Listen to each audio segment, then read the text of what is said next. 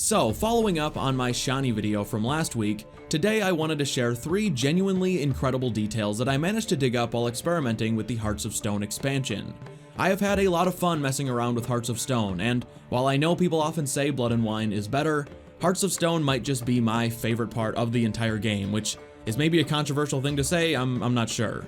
Anyway, we'll start with the detail from the title of today's video before moving on to the others. That first detail being the consequences of sparing the life of the Ofieri Mage who captures you in the Oxenfurt sewers. This guy is one of the major bosses of the entire DLC, and you are forced into a fight with him and his buddies after Gaunter crashes their ship on the beach outside Novigrad. This fight can be fairly challenging if you aren't patient and just try to cut him down, but once you figure out his set of moves, he's a pretty simple kill. That said, killing him is actually 100% optional. If you're trying to be a pacifist, which isn't something you can do very successfully in The Witcher 3, or if you're just frustrated by the fight, you can spare the life of the mage and all of his buddies by simply running away, which is not something The Witcher 3 allows you to do with main quest boss fights very often. You are almost always fully locked into them. Eredin, Imlerith, Toad Prince, Detlef, I could list a dozen more. Good luck successfully running away from any of those bosses. So, what exactly happens if you run away from the mage? Well, if you return immediately, you will find all of them still there, just hanging out on the beach where you left them, and if you get too close, they'll attack you on sight. By itself, this is already a bit unusual, as most of the time when you run away from a fight in a secondary quest or Witcher contract, the quest will just fail or in some cases end and complete, and whoever you were supposed to fight will just disappear. This is true even in important fights like the one against Keira Metz in her secondary quest. If you run away, she just despawns and nothing special happens, she just disappears completely. That said, what makes the situation with the Ofieri so unique is what happens if you let 2 weeks of in-game time pass after you spare them, and only then return to their location outside Novigrad. What you'll find is that while you've been gone, the Ofieri have set up an entire encampment near the shipwreck, including a large tent and a fire with food that all of the soldiers are gathered around. The Ofieri Mage himself can be found off to the side of the tent meditating peacefully. Unfortunately, that meditation seems to have not done any good in terms of forgiving and forgetting, as they're still not a fan of Geralt. The Ofieri appear to have held a grudge over you murdering their beloved prince in a sewer, and will still attack you on sight if you get a little too close. If you decide to finally finish the job, you can explore the camp and enter the tent where you'll find a chest to loot. It's also worth pointing out that the tent at this encampment is the exact same tent used by the only other Ofieri Mage in the game, the Runewright, so I guess what I'm saying is that all Ofieri Mages must have the same tent guy. Praised be the world in its never-ending creation. Okay, the next detail takes us to the wedding with Shani, specifically to the pig wrangling contest. In case you don't remember, this is the activity where the wedding guests challenge you to herd some pigs, and if you win the challenge, you'll be crowned king of the swineherds and are given a special trophy in a stuffed pig for Shani. There are 2 main outcomes to this little challenge. You can chase the pigs the correct way, which means not trying to cheat by using signs, or if you are the type of absolute degenerate to cheat in a pig herding contest at a wedding, and we all know someone like that, you can go ahead and just use Axii on the pigs, and it's within that option that a little Easter egg can be found. Before we get to that Easter egg, I also wanted to mention that you can just abandon the pig herding contest by jumping the fence and running away, at which point the peasants will stop you and you'll get a unique little cutscene before going back to the challenge if you so choose. What's wrong, Witcher? Swineherd's dash no longer interest you? We're to leave the sty? Well, I thought you liked these gritty, manly games. Vladimir von Everek never gives up. I'll try again. That crown shall be mine. Alternatively, if pig wrangling isn't really your idea of a good time, you can just abandon the challenge altogether. Had enough of this swiving swining. Pigs are best as pork on your plate. Come away with me, Shani. See that? Bloke thinks our sport ain't good enough for him. Be singing a different tune if he'd been any good at it. Right you are. Like my pa always said, when shite can't swim, it blames the runny water. Anyway, what I really wanted to bring attention to is the pig herding contest connection to a Witcher we know and love.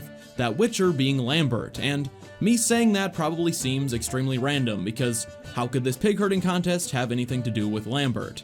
Well, if you decide to cheat and Axii the pigs, and then you go ahead and insult the peasants when you're finished, one of the wedding guests will bring up a story of another time he witnessed a Witcher doing something similar to control minds. What were the trickery back there, the fancy finger twisting? I know. Seen that afore. Witcher told a lad to go hang himself, drew some flowers in the air with his hand, and the man lost his mind.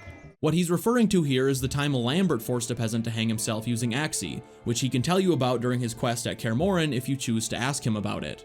Sense a good story coming. One of the best.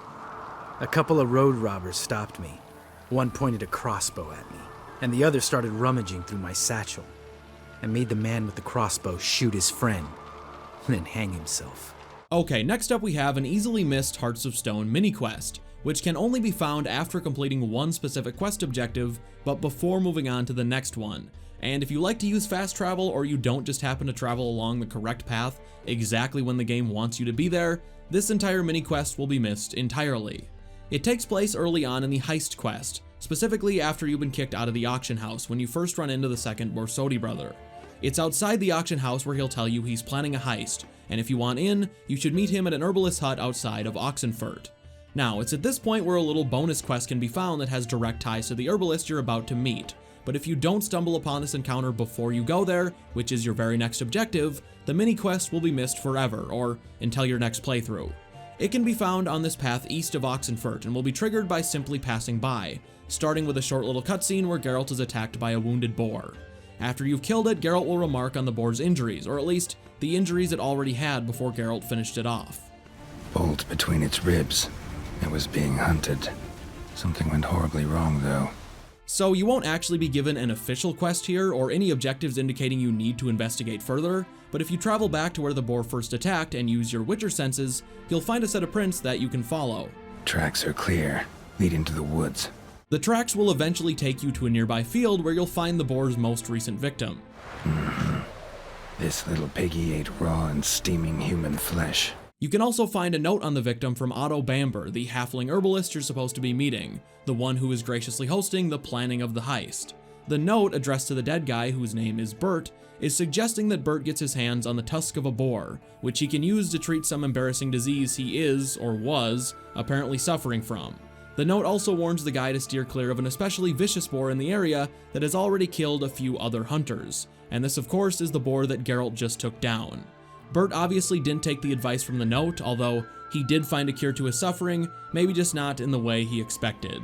If you try to find the boar before getting thrown out of the auction house or after speaking to the herbalist, you won't. Everything to do with this encounter just won't be there, including the body in the field.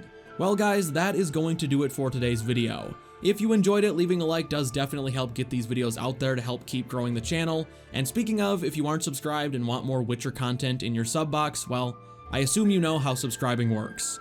Also, as always, I love reading your comments, so if you had any thoughts on today's video or any videos you'd like to see from me, I'd love to hear them in the comments section. Also, I did want to mention, if you happen to miss my Shani Hearts of Stone video from last week, if interested, I would definitely recommend checking it out. I think it's my favorite video I've put out so far. I was really happy with how that one turned out. If I'm not mistaken, my next video will be my 10th posted on the channel, and that should be coming within the next week and a half or so. With that said, thank you all for watching, and I will see you in the next one.